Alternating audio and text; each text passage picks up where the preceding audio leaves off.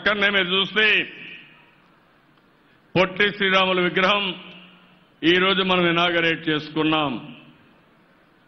జువ్వల దినిలో పొట్టి శ్రీరాములు విగ్రహం పెట్టుకున్నాం. అక్కడ ఆయన ఉన్నాడు. మనందరికీ తెలుగు రాష్ట్రం కోసం పోరాడాడు, ప్రాణాలు అర్పించాడు, అమర వీరుడయ్యాడు. అలాంటి వ్యక్తిని గుర్తుపెట్టుకోవడానికి, ఆయన ఉన్న గ్రామాన్ని బాగు చేయడానికి దగ్గర 110 కోట్ల రూపాయలు ఖర్చు పెట్టి ఒక ఆదర్శ గ్రామంగా తయారు చేస్తున్నామని చెప్పి కూడా నేను మీకు తెలియజేస్తున్నా. ఈ 4 కార్యక్రమాలు కూడా ఒక వినూత్నమైన కార్యక్రమాలు. అది ఈ భోగోల్లో చేయడం చాలా సంతోషంగా నేను భావిస్తున్నా. ఈరోజు రాష్ట్రమంతా కూడా ఈరోజు ఈ మీటింగ్లో ఉన్నారు. చివరి రోజు ఏదైతే జన్మభూమి మా ఊరు కార్యక్రమం జరిగే చివరి రోజు, ఈ చివరి రోజు నేను చూశాను. ఒకప్పుడు జన్మభూమి కార్యక్రమం పెడితే 40-50 లక్షల పిటిషన్లు వచ్చి ఎక్కడ కూడా మా పని ఏమైందని చాలా మంది ఆవేదన, బాధపడేవాళ్లు. మీటింగ్ కూడా సరిగా జరిగేది కాదు.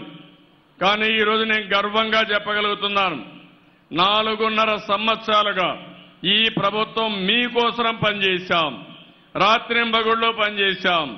అధికార యంత్రాంగం, ప్రజాప్రతినిధులు కూడా జవాబుదారీతనంతో పనిచేయించి మీ సమస్యలన్నీ పరిష్కారం చేసిన ఏకైక ప్రభుత్వం ఈ తెలుగుదేశం ప్రభుత్వం అని మరొక్కసారి హామీ ఇస్తున్నా. ఈ సంవత్సరం కూడా పొజిషన్ పార్టీ ఆలోచించారు. గొడవలు చేయాలనుకున్నారు, పేపర్లో పెద్దగా రాయాలనుకున్నారు. అందులో కూడా ఎన్నికలు వస్తున్నాయి. ఎన్నికల సమయంలో ఇంకా గొడవలు చేసి పెద్ద పెద్ద సంఘటనలు చూపించి ఈ ప్రభుత్వం ఫెయిల్ అయిందని చెప్పాలని ప్రయత్నం చేశారు. కానీ ప్రజలందరూ కూడా సంఘటితంగా ముందుకు పోయారు. అన్ని పనులు మాకైనాయి. ఎవరైనా గొడవ చేస్తే మంచిది కాదని మీరు హెచ్చరించారు. మీరు చూపించిన చొరవ, స్ఫూర్తికి మనస్ఫూర్తిగా మిమ్మల్ని అందరినీ అభినందిస్తున్నా. చాలా మంది రెచ్చగొడతారు, పని మాత్రం చేయరు.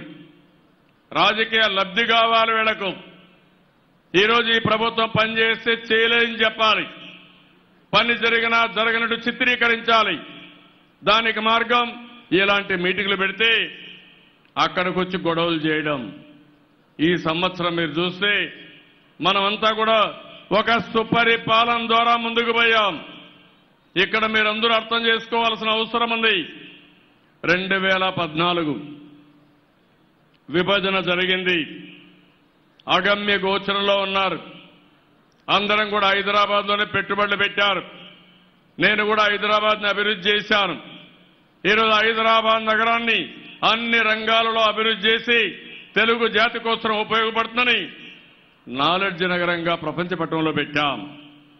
కానీ దురదృష్టం, ఒకసారి విభజన జరిగితే ఆంధ్ర రాష్ట్రం 3 సంవత్సరాలు కర్నూలులో షెడ్యూల్లో పనిచేశాం.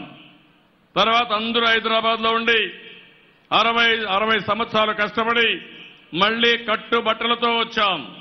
నెత్తిన అప్పు పెట్టుకొని వచ్చాం. అగమ్య గోచరంతో ఆలోచించాం. నేను ఒకటే ఆలోచించాను, ఎన్ని కష్టాలున్నా ఈ పేదవాళ్లు గాని రైతులు గాని ఎక్కడా ఇబ్బంది పడకూడదని అనునిత్యం పనిచేశా.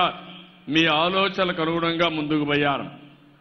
ఇంకొక పక్క మీరు ఒక్కసారి ఆలోచిస్తే ఆ రోజు 16,000 కోట్ల రూపాయలు లోటు బడ్జెట్. రాజధాని లేదు, ఇండస్ట్రీస్ లేవు, కాలేజీలు లేవు, పింఛన్లు ఇస్తామా లేదా తెలియదు. కానీ ఆ రోజు నేను ఆలోచించింది, ఎన్ని ఇబ్బందులున్నా ఎన్నికపోకూడదని ఆలోచించాను. ఒక